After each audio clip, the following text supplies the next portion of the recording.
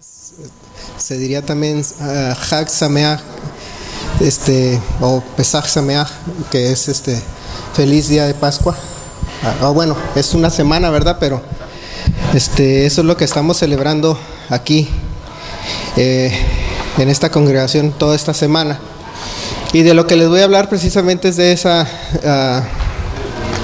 esa fiesta. Pero le voy a dar un giro diferente, como me gusta hacerle siempre, ¿verdad? E ir más allá de lo que normalmente, tradicionalmente aprendemos. Antes de eso vamos a inclinar nuestro rostro para hacer una oración, para pedirle al Señor que esté con nosotros. Padre Santo, te damos gracias por la tarde que tú nos has dado, Señor, porque venimos aquí a aprender de tu palabra, Señor, a alabarte y adorarte, Señor. Y te pedimos, Señor, que como dice tu palabra, que tu Espíritu vivifique, Señor, lo que se dice aquí. En el nombre de Cristo Jesús te pedimos. Amén. Bueno, hermanos, como es tradición en estas fechas, pues ya le llaman la Semana Santa, pero en realidad yo me quedaba pensando, el jueves quería ir a hacer unos pagos al banco. Estaba cerrado el banco y dije, yo no sé si se cerraron porque los banqueros son santos, ¿verdad? No sé si cierran por santos o por flojos, pero cualquiera de las dos como que no me gusta. Pero dije yo, bueno, esta es una fiesta como que todo el mundo aprovecha, ¿no? Para irse. Yo creo que le echan más ganas a esta fiesta en la vagancia que lo que le echan en la Navidad. Y mucha gente anda afuera, pero yo creo que como que el hacer eso pierde el sentido de lo que es la fiesta que se celebra en esta época del año. Ya saben que lo he dicho numerosas veces, como siempre esta fecha, siempre ando viendo la de los 10 mandamientos, ¿verdad? Ayer me la aventé toda. Y la puse en Netflix, estaba en Netflix, no la había visto, y la puse en Netflix y le digo a Mayra, ¿sabes qué? Vamos a ver esta.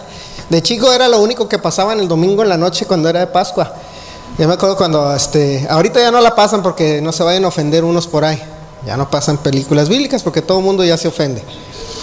Pero me acuerdo de chico la pasaban los domingos como eso a las 6 de la tarde, 5 o 6 de la tarde. Y con los comerciales duraba 5 horas. Entonces era como un evento. Y no había otra cosa, ¿verdad? Pues el domingo en la tarde no había otra cosa más que noticias. Y pues casi siempre era lo único que veía. Nada más había como 3 canales de televisión en aquel entonces. Ya no era como ahorita. Y me acuerdo, y anoche que la estaba viendo, tenía mucho que no la veía, que no le ponía pues atención, porque cuando la estaba viendo estaba estudiando lo de hoy. Y curiosamente como que yo ya tenía más o menos la idea de lo que iba a dar, pero en ese momento cuando estaba viendo la película me estaba cambiando el giro de lo que iba a dar hoy. Pues le pueden dar las gracias ahí a la película de lo que voy a dar hoy, pero era muy interesante porque lo que yo estaba viendo es una dramatización de las primeras 2 horas. Están basadas en el primer capítulo de Éxodo y es todo un drama, ¿no? Pero lo que yo veía, o lo que a mí me pegó mucho, era la idea de cómo el rescate que Dios tenía sobre el pueblo de Israel no era nada más al pueblo de Israel, o no era para el pueblo de Israel, por decirlo así, y quiero explicar esa parte. ¿Cómo llegó el pueblo de Israel a estar en manos de Egipto? Si conocen su historia, era porque se acuerdan de los tiempos de José el Soñador. ¿Se acuerdan de José el Soñador? Bueno, en aquel entonces había hambre en la tierra y ¿se acuerdan de la visión de las vacas flacas, las vacas gordas? Se va y se convierte en la mano derecha del faraón, se lleva a toda su familia, y las 12 tribus de Israel se desarrollan en ese periodo de tiempo en Israel y crecen, y dice la Biblia que crecieron a tan gran volumen que le dio temor al faraón de lo grande que habían crecido. Y nos van a ganar, son muchos. Dicen los cálculos que se estima que eran arriba de 3 millones de personas. ¿Saben de cuenta todo Tijuana? Son como 3 millones aquí en Tijuana, ¿verdad? Somos como 3 millones. Más o menos. Imagínense todo Tijuana, ¿no? En 400 años. Y no eran emigrantes, eran hijos de hijos de hijos de hijos, imagínense. Entonces, de esa manera llegaron después de 430 años a tener una cantidad muy grande en Egipto, y por temor fueron llevados como esclavos por parte de Egipto. Entonces, cuando estaba estudiando, llegué a la parte donde dice que si recuerdan, Moisés fue puesto en un pesebrito, ¿no? Que también hablábamos que también se le llamaba un arca. Y dice la Biblia que una hija de Faraón lo recoge y lo toma como su hijo, lo adopta. Cuando yo estaba viendo, la Biblia no menciona el nombre de esta persona. Y dije, y en la película decían Vitia. Dije, Vitia, pero no, pues no dice, la Biblia no dice cómo se llama. Y me puse a investigar, dije, ¿de dónde sacaron ellos ahí? Y me puse a investigar quién era Vitia. Y Vitia la es mencionada en Primera de Crónicas 4. Habla la Biblia sobre ella. Y dice que es una hija de Faraón que se casó con alguien de la tribu de Judá. Y lo que es los récords rabínicos dicen que esta era precisamente la mujer que recogió a Moisés. Y me puse a investigar yo sobre ella y dije, ¿quién era Vitia? La palabra, su nombre en realidad es Batia en el original. La palabra Bat, para los que saben hebreo, significa, ¿no saben hebreo? Significa hija. Y la segunda parte de su nombre, Yah, viene de Yahweh. Entonces el nombre de ella era hija de Yahweh. Y me llamó mucho la atención el nombre de ella, porque era una egipcia. No era una israelita, era una egipcia.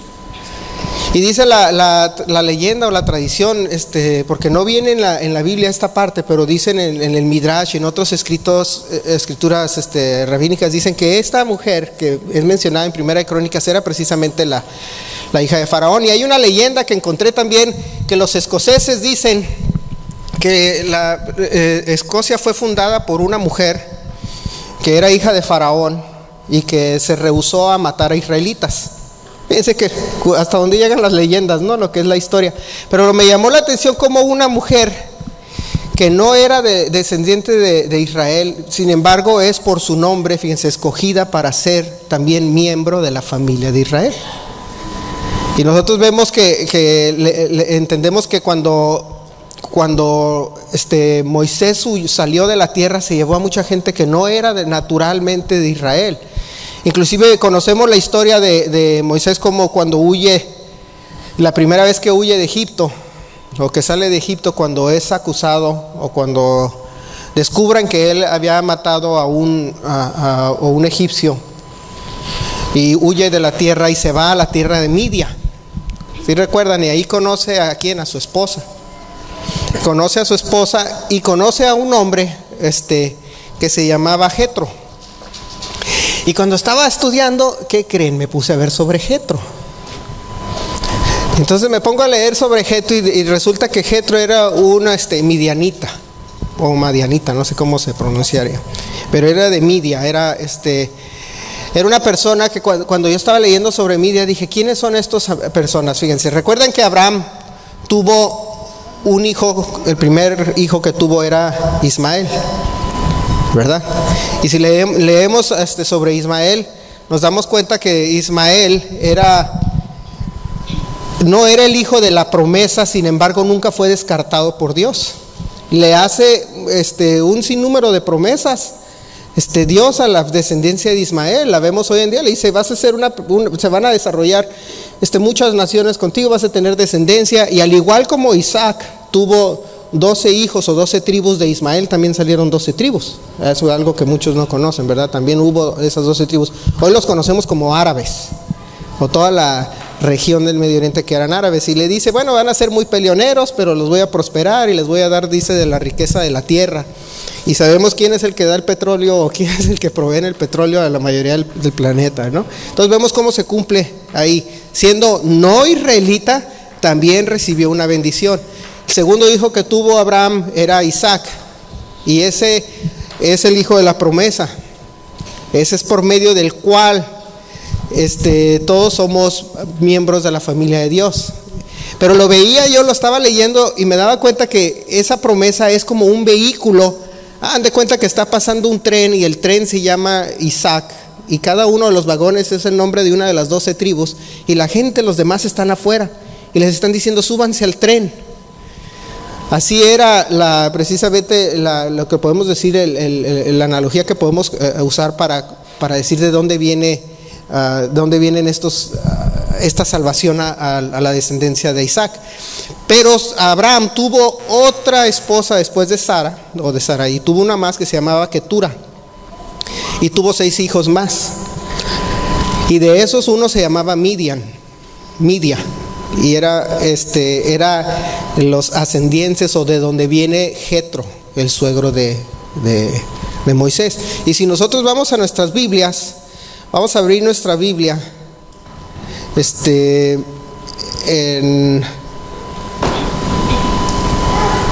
en Éxodo 2. Déjenme agarrar aquí mi Biblia porque es muy lenta mi computadora, más rápido mi teléfono.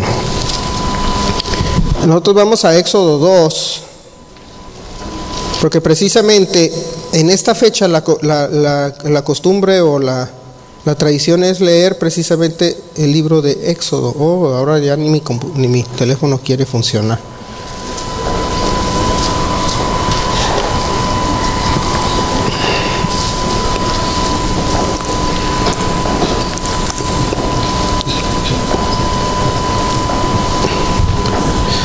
Y en Éxodo 2:16,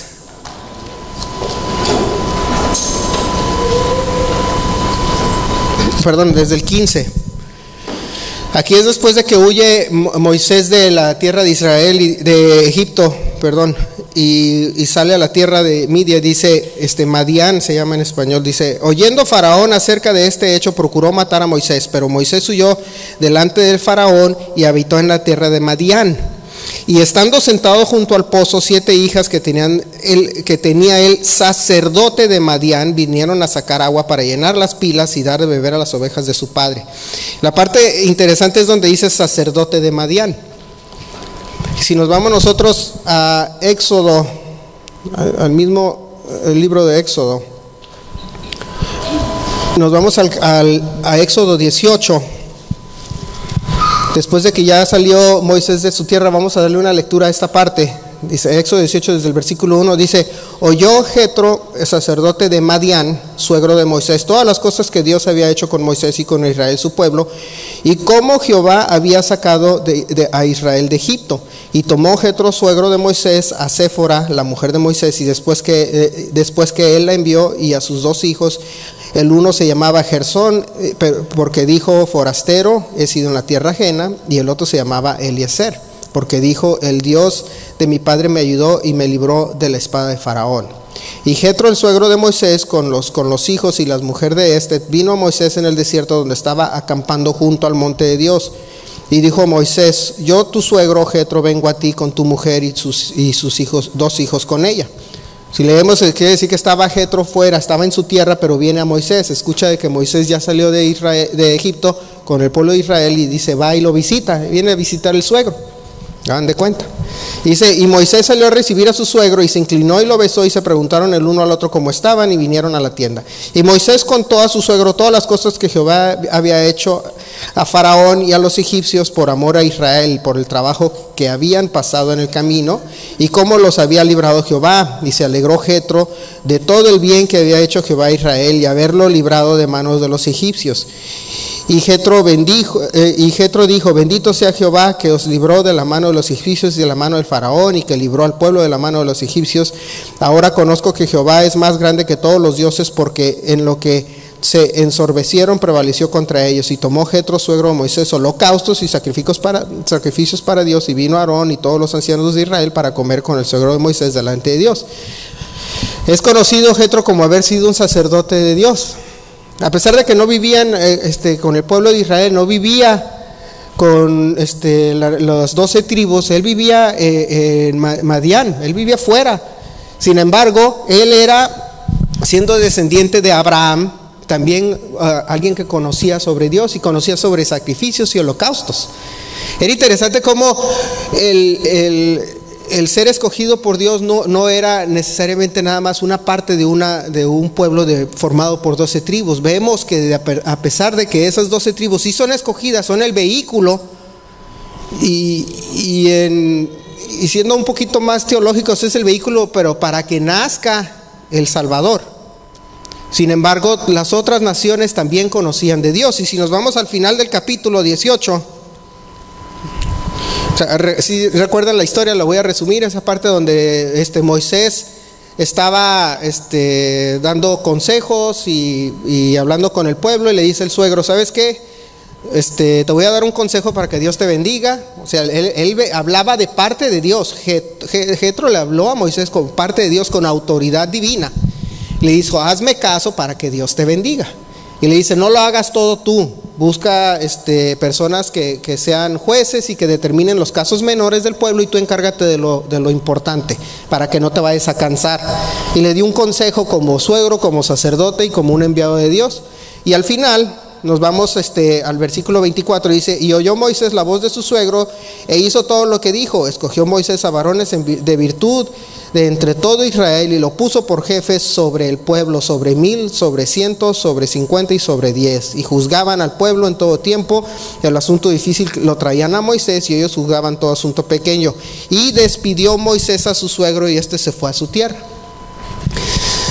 Se fue Jetro de la presencia de Moisés, se fue a su tierra. Inclusive después en la historia bíblica vemos que estas tribus se convierten en enemigos de Israel. Sin embargo, originalmente eran conocedores y poseedores del conocimiento de Dios. Entonces ya estamos viendo a dos diferentes personajes que son, por decirle de cierta manera, escogidos por Dios, a pesar de no ser de la parte natural o de lo que es ¿cómo se diría? La descendencia natural de Israel, lo que a veces conocemos como que el pueblo escogido, ¿no? El pueblo escogido fue escogido para un propósito. Sin embargo, no es el conocimiento de Dios no es exclusivo para este pueblo escogido. No vemos que lo tenía Batia o Bitia, que su nombre mismo lo dice, hija de Dios, y luego lo vemos en Jetro, que fue enviado también. Entonces, cuando estaba yo estudiando sobre esto, me daba cuenta, mira qué interesante, desde el principio, desde los tiempos del principio de la Biblia, ya estaban escogidos mucha gente fuera del pueblo de Israel o de la nación de Israel, para ser conocedores de la Biblia. Aún así tenían ministerio, no eran personas que nada más estaban personajes pasantes, ¿no? Y a veces leemos la Biblia de una manera muy lineal, y leemos las escrituras de una manera muy lineal, y vemos la historia principal, pero nunca entramos a la profundidad de esa historia. Inclusive vamos a leer en el Evangelio de San Lucas, en el capítulo 15, versículo 11. Y lo conocen mucha gente como la parábola del hijo pródigo, hablando de una manera muy lineal. Muchos la han leído, le vamos a dar una lectura ahorita, pero para que vean cómo dentro del plan de Dios siempre tuvo gente de fuera de la nación de Israel. O sea, la Pascua y la Pesaje era no nada más para representar a un pueblo que lo había rescatado, sino que dentro de ese rescate llevaba muchos otros. Y vamos a hacer lectura de esa parábola, fíjense. Dice: también dijo: un hombre tenía 2 hijos, y el menor de ellos dijo a su padre: Padre, dame la parte de los bienes que me corresponde, y les repartió los bienes.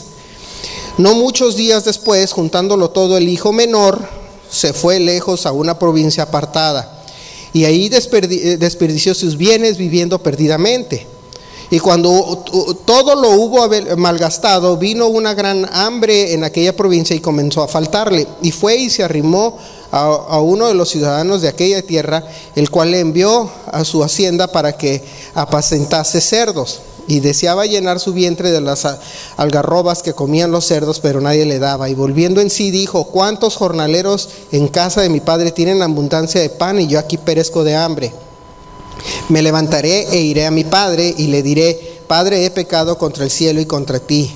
Ya no soy digno de ser llamado tu hijo, hazme como a uno de tus jornaleros. Y levantándose vino a su padre, y cuando aún estaban lejos, lo vio su padre, y fue movido a misericordia, y corrió y se echó sobre su cuello y le besó. Y el hijo le dijo: Padre, he pecado contra el cielo y contra ti, y ya no soy digno de ser llamado tu hijo. Pero el padre dijo a sus siervos: sacad el mejor vestido y vestidle, y ponedle un anillo en su mano y calzado a sus pies, y traed el becerro gordo y matadlo, y comamos y hagamos fiesta, porque mi hijo muerto era y ha revivido, se había perdido y es hallado.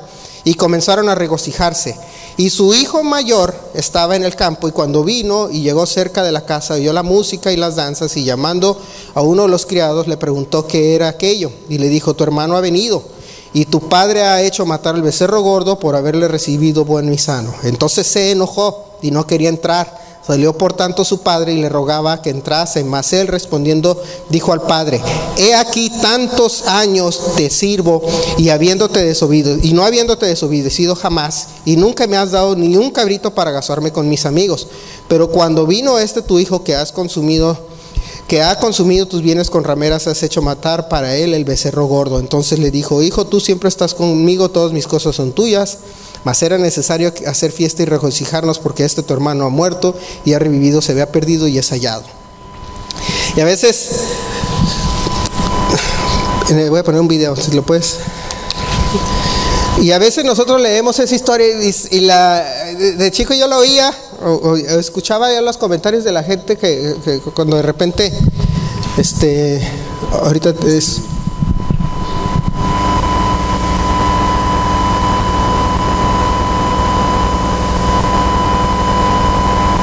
Y recuerdo yo cuando estaba chico que le escuchaba sobre la parábola y todo el mundo: mira, es que nos fuimos, nos separamos de Dios y nos recibió y nos regresó. Pero la parábola no habla de eso. La parábola, si nosotros la leemos dentro de su contexto, de donde venía Jesús, que era de la tierra de Israel, y su misión como Mesías. La parábola la escuché yo interpretada por un rabino mesiánico. Dice: la parábola esa no es como a veces la creemos. El hijo mayor, si lo vemos como si Jesús no lo estuviera explicando, dice, porque él daba las parábolas de su contexto de judío, hebreo, de su tierra, ¿sí? Y dice: el hijo mayor le reclama al padre diciendo: yo siempre he guardado tu ley y siempre he estado contigo. El hijo menor desechó todo y se fue. Y dice que regresa y le hace fiesta. Dice: el hijo mayor es Israel, es la nación de Israel, es el pueblo judío. El hijo menor son los gentiles. Y hablaba, como les decía, ¿qué pasó con Jetro y con los demás que de Egipto y todos ellos? Que muchos conocían de Dios, muchos tenían, hacían sacrificios, holocaustos a Dios, pero la historia del Antiguo Testamento nos muestra cómo muchos de ellos se descarriaron y se fueron. Así como Jetro dice que era sacerdote de Dios, ya no se vuelve a saber de él, pero de su tribu, de los madianitas se sabe, y eran enemigos de Israel, y ya adoraban ídolos y hacían sacrificios paganos, etcétera. Pero en la parábola aquí que da Jesús dice: el hermano mayor es Israel, el Israel natural, las 12 tribus, aquellos que dicen: yo siempre guardo la Torá, yo guardo la ley, yo no te he fallado. Y dice: ¿y el hijo menor quién era? Dentro del contexto bíblico, dentro del contexto hebreo del que hablaba Jesús, era las demás naciones. Y las demás naciones, dice que el Padre se regocija porque regresan otra vez a la cobertura del Padre. Y eso es lo que sucede con todo el mundo, sea de donde sea. Esa era la explicación de esa parábola. Sean chinos, escoceses, ingleses, como les decía, la leyenda escocesa es que una mujer egipcia, hija de un faraón, fue la que fundó Escocia. Así dice una leyenda, si lo buscan verán, se llamaba Escota, algo así se llama, por eso se llama Escocia. Pero hay una leyenda que dice, en muchas tribus o naciones hay leyendas, ¿no? Por ejemplo, lo que le llaman el mito del diluvio, pero le pueden llamar mito, pero casi todas las naciones antiguas tienen esa historia dentro de su cultura, ¿no? De que hubo un gran diluvio, hubo una inundación. No por nada vienen a convertirse en historias importantes. Entonces, cuando vemos a Jesús que estaba dando esta parábola, él estaba hablando precisamente de ese reencuentro de las naciones que en un tiempo, a pesar de que la historia, el Antiguo Testamento se enfoca mucho en los judíos o en el pueblo de Israel o en el pueblo hebreo, también había aquellos que estaban a su alrededor que eran también parte importante de la historia y que nunca fueron desechados como hijos de Dios o como personas que eran poseedoras de conocimiento de Dios. Job era uno de ellos. Job no era hebreo, no era nada. Se cree que Job era chino. Si leen el libro de Job, dice que venía de la tierra del este, y algunos teólogos dicen que era probablemente hindú o chino o algo así, pero nunca habla de que era una persona que era de la, ¿cómo se dice?, genética de Israel. Inclusive el primer libro que se escribió en la Biblia fue el libro de Job.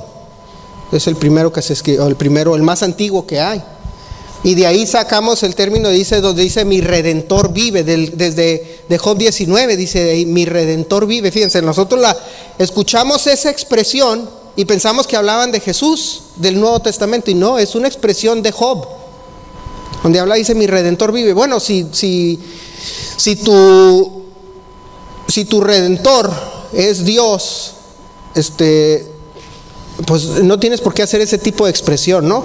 Pero si tu Redentor, si tú estás hablando de la visión que tuviste, de que hablaste con Él y se presentaba como lo que ahora conocemos como Jesús o Yeshua o el Mesías, ¿cómo cambia la idea de lo que estábamos leyendo? Cuando Job hablaba, dice mi Redentor vive, ¿de quién estaba hablando? Él, a pesar de no ser de las 12 tribus, tenía conocimiento y poseía esa verdad. Y es lo que nos decía el Señor Jesús. Hablaba esta parábola, dice, porque van a regresar. La muerte de Jesús o el sacrificio en el tiempo de Pascua era precisamente para regresar a todas esas personas que habían sido perdidas. Dice que Él fue enviado a restaurar a las ovejas perdidas de la casa de Israel. Y a veces vemos, cuando hablaba de Israel, habla que nada más de las 12 tribus o de las... Si nos vamos a lo histórico, ¿no? Que las 10 tribus quedaron en el norte, 12 en el sur, y se separaron y se pelearon, y los levitas, podemos entrar en todo un argumento histórico, pero también podemos entender que a pesar de que Bitia, por ejemplo, era egipcia, era hija de un faraón, imagínense la posición que tenía. Igual que Moisés era hijo, por decir, de un faraón. Sin embargo, fueron escogidos por Dios, su mismo nombre lo decía, el mismo Jetro dice, escucha mi consejo. Fíjense, Moisés es conocido dentro del judaísmo como el principal, el mayor, el máximo exponente de la fe del judaísmo. No hay uno mayor para el judaísmo ortodoxo tradicional. Moisés es lo máximo que hay, Moshe Rabenu, dice, no hay nadie más. Sin embargo, llega Jetro y lo aconseja, uno de la tierra de Madián, uno que no tenía nada que ver con las 12 tribus, y le aconseja y le dice, si me escuchas vas a ser bendecido. Le dice, yo te traigo palabra de Dios. Fíjense quién aconsejó y quién orientó al máximo portador de la fe del judaísmo, uno que no tenía nada que ver con su tierra, con su tribu, con nada. Pero seguía siendo, como dice Pablo, hijo de Abraham, así le llama a todos los creyentes. Dice, nosotros somos descendientes de Abraham. Somos no de Abraham de allá, sino de Abraham de Abraham. Siempre que digo Abraham se acomoda el cuello. No, cálmate. Se acomoda en su silla siempre que digo Abraham. Lo estoy viendo, te estoy viendo desde acá. Pero a pesar de eso, dice que somos todos hijos de Abraham, de la promesa. En esa promesa también estaban muchos que no eran parte de la natural de la nación de Israel. Por eso la Pascua tiene ese significado tan importante. Cuando se celebra las Pascuas, en la semana que se celebran 3 fiestas a la vez. En este momento son las 3 fiestas más importantes, o las que todo el mundo celebra y las que todo el mundo conoce. Le puedes llamar Semana Santa, vacaciones, o le puedes llamar Pascua, o le puedes llamar Pesaj, pero todo el mundo sabe, y hasta les digo que los banqueros la celebran, imagínense. Hasta los banqueros, yo quería hacer pagos y ahora me van a multar por no pagar a tiempo. Porque llegué el jueves, dije, ¿a poco hay jueves santo? No, pues entonces miércoles, lunes, martes santo. Y dije, desde domingo, toda la semana, ¿no? Dije, pero bueno, por lo menos algo escuchan por ahí, por lo menos algo les está entrando en la cabeza, ¿no? O por lo menos que sea tiempo de reflexión. Pero lo interesante es de que esta fiesta, por ejemplo, todos la conocen, todos casi prácticamente la celebran, porque es algo que no podemos decir, no me contaron o no me enteré de ella. sino todos la sabemos. Y eso es lo que me gusta de esta fiesta. Por eso les decía, yo de chicos siempre ponían la película y nunca se me iba a olvidar. Nunca se me iba a olvidar. Y ayer que estaba buscando en Netflix no sabíamos qué ver. Estábamos así, ¿qué vemos ahora?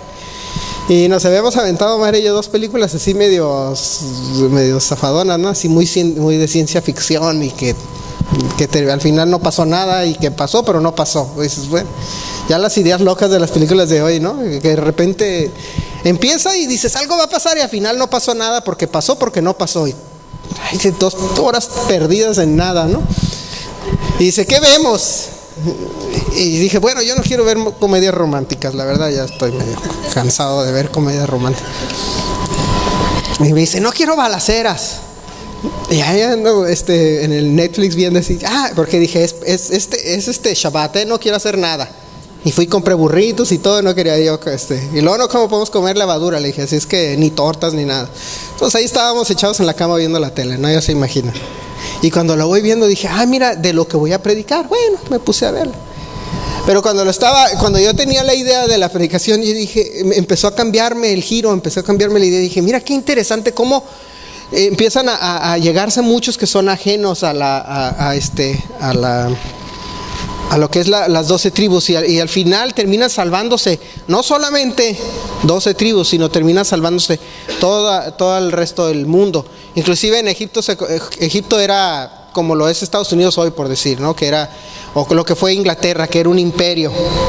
Hace 200 años, 300, 400 años que Inglaterra era un imperio, tenía colonias por todos lados, ¿no? Nueva Zelanda, la India, Australia, en Europa, Estados Unidos, y tenía por todos lados, no dan de cuenta si era Egipto. Entonces dentro de ese reino vivían de todo, diferentes tipos de tribus y naciones, etcétera. Había del África, había de Asia, había de lo que conocemos ahora como Europa. Entonces fueron salvadas, dentro de ese tren de salvación se llevaron a todos los demás. Y eso es lo interesante de la Pascua. Ahora muchas veces escuchan estaba leyendo yo sobre lo que piensa el mundo sobre el Éxodo, ¿no? Y lo llaman un mito. No, el mito del Éxodo. Y traigo un video. ¿Ya identificaste cuál es? Ahí, es bien fácil identificarlo. ¿Ya lo identificaste? Ándale, ahí está.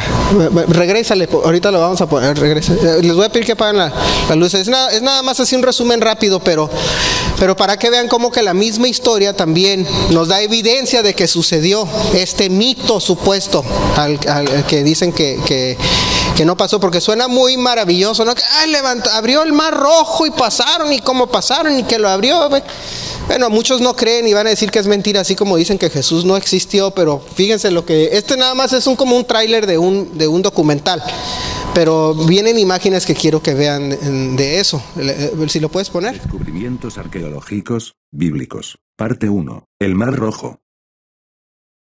Buceando sobre el fondo del mar, en 1978, Ron Wyatt y sus 2 hijos encontraron y fotografiaron numerosas piezas de carruajes incrustados por el coral. Desde entonces varias incursiones de buceo han revelado más y más evidencia. Uno de sus hallazgos incluyó una rueda de carruaje de 8 rayos, la cual llevó Ron al director de antigüedades egipcias, el Dr. Nasif Muhammad Hassan. Después de examinarlo inmediatamente dijo que perteneció a la 18ª dinastía, fechando el éxodo en el año 1446 a.C.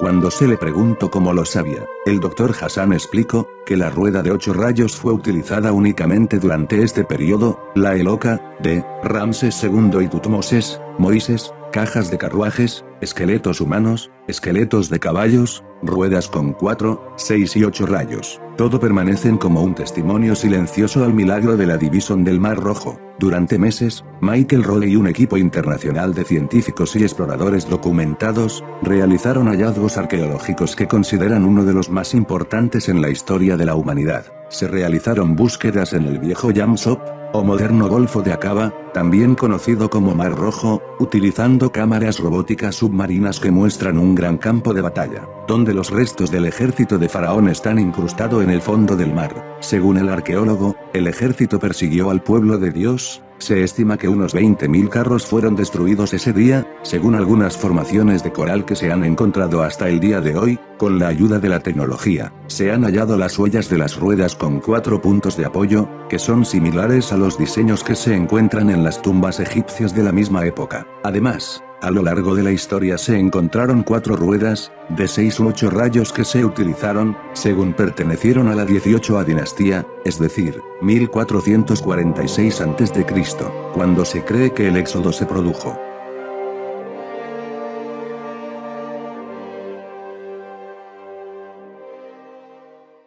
Para los que no tienen conocimiento de lo que sucedió en el Mar Rojo, lo pueden encontrar en el libro de la Biblia, Éxodo. Aquí les cuento un resumen de lo que sucedió.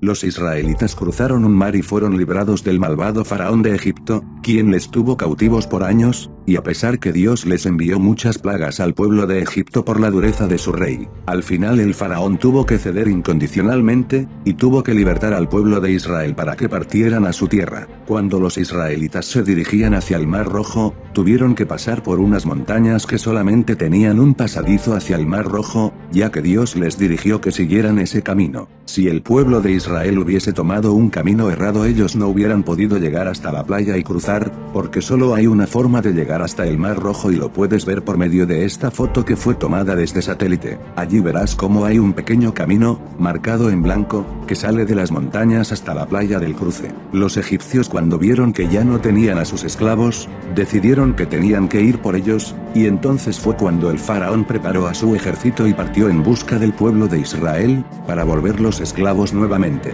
El ejército egipcio conocía muy bien todos esos lugares por donde partió el pueblo israelita, y pensaron que podían acorralarlos, porque ellos sabían que no podrían cruzar el Mar Rojo, y en los alrededores del camino que ellos tomaron, no había forma de escapar por las montañas. Los carros del faraón tuvieron que pasar por este camino, conocido también como Wadi Batir, la ruta del Éxodo, ya que es el único camino para llegar hasta la playa en donde habían de cruzar los israelitas. Éxodo 14, 21 a 22. Y extendió Moisés su mano sobre el mar, e hizo Jehová que el mar se retirase por recio viento oriental toda aquella noche, y volvió el mar en seco, y las aguas quedaron divididas. Entonces los hijos de Israel entraron por en medio del mar, en seco, teniendo las aguas como muro a su derecha y a su izquierda. Dios abrió el mar como lo dice en su palabra, y las evidencias son claras.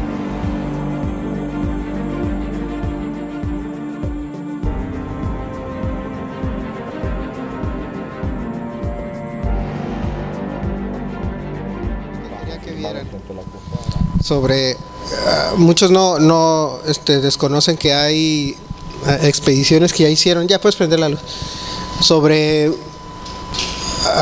investigaciones sobre precisamente el éxodo y cómo cuando cruzaron el Mar Rojo. Inclusive si vieran el documental, o hay documentales donde cruzó. Curiosamente la parte donde cruzó es la parte más bajita del Mar Rojo. Le atinaron a la parte más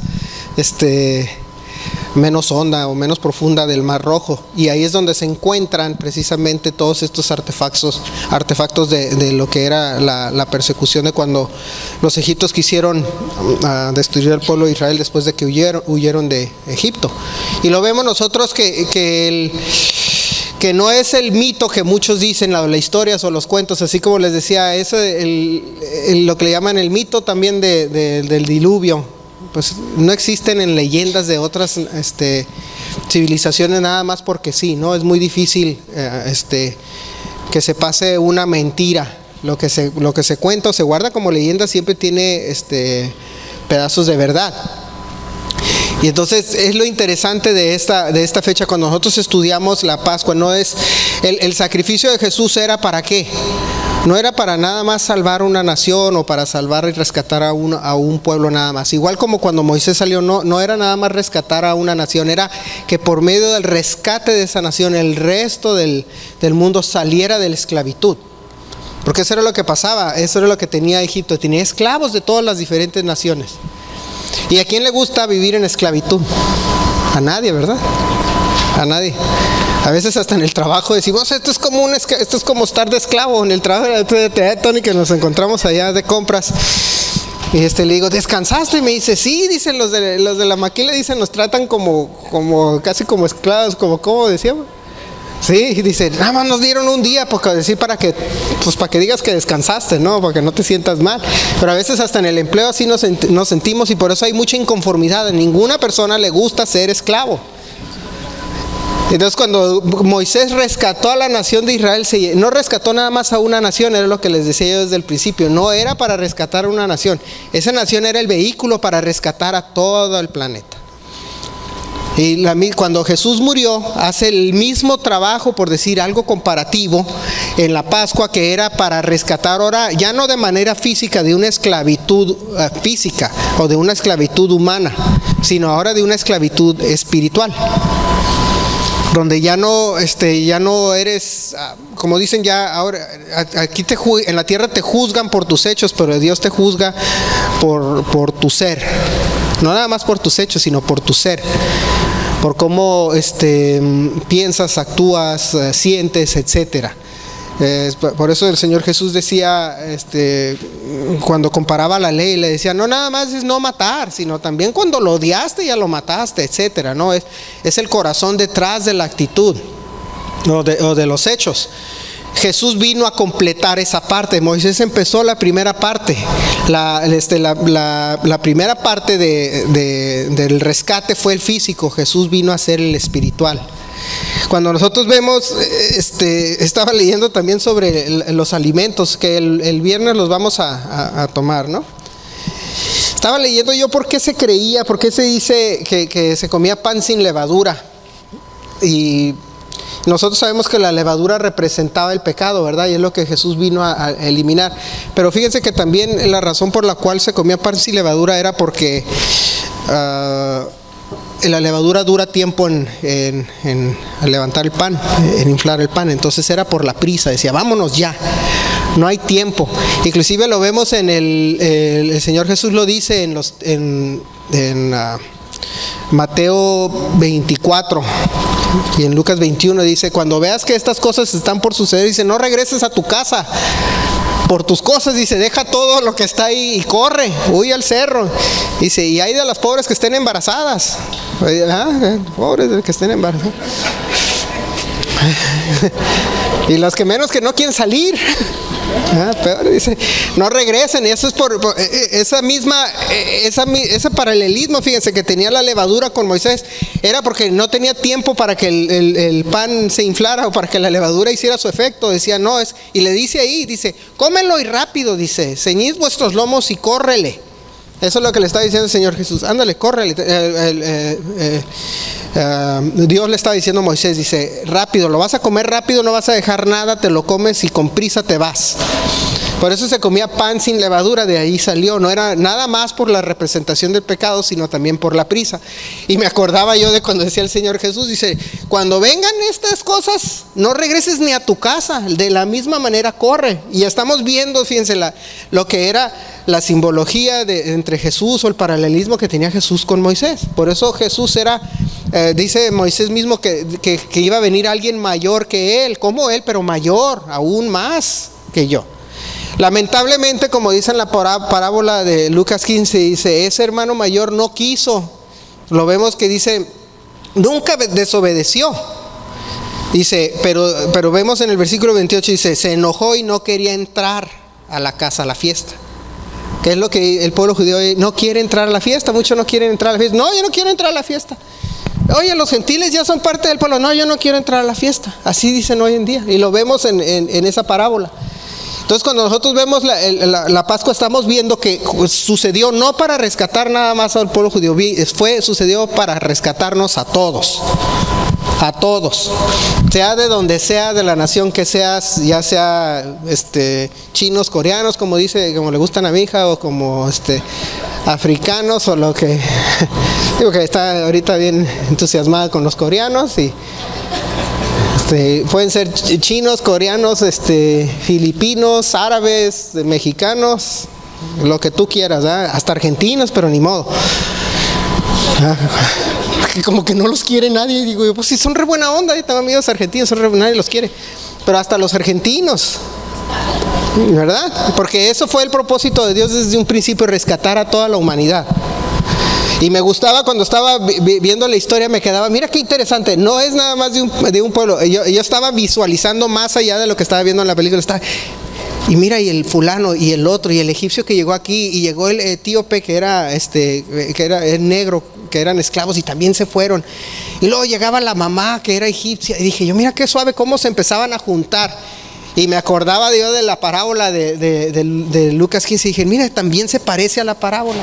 Y eso es lo bonito de celebrar la Pascua. A veces les he dicho en el pasado, ha habido objeciones de gente que ay, es que están judaizando. No, entiéndelo, esto no se trata de una nación, se trata de ti. Todo lo que sucedió o sucede, o todo lo que se celebra es por ti. Independientemente de dónde venga tu genética, si eres güero, negro, blanco, prieto, amarillo, lo que tú quieras.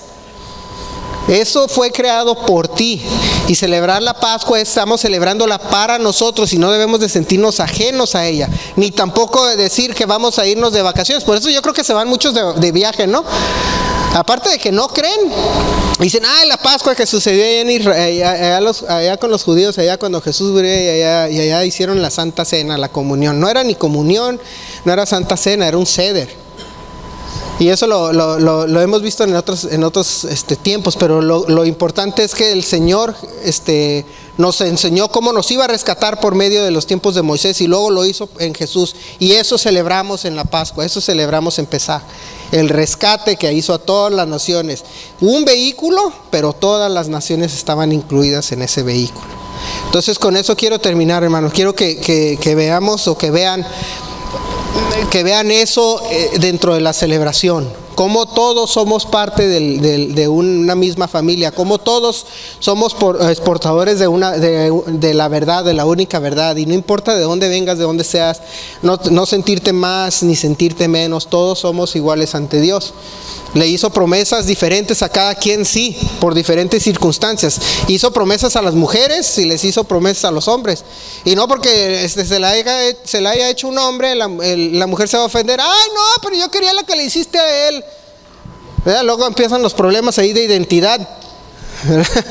Empiezan los problemas de identidad sexual, y empiezan ya que de repente ya nos metemos en otro campo, ¿verdad? Que no debemos de meternos, pero no debemos de sentirnos así. Si Dios nos escogió para ser de cierta manera, debemos de estar agradecidos con Él. Él sabe por qué hace lo que hace, ¿no? Yo de chico no me gustaba tener el pelo chino porque tenía afro. Sí, me hacía el pelo así. Ahora no me gustaría tenerlo lacio, gracias a Dios, porque me hizo el pelo chino. Ahí dice amén, pues también, ¿verdad? Sí, que es el mejor. Los rizos son los buenos, decimos, ¿no? Pero todo el mundo nos luchamos con una forma de una identidad personal, ¿no? Que no nos gusta, ay, no me gusta mi nariz, ay, no me gustan mis orejas, ay, no me gusta como las caderas, o no me gusta, no, que sea.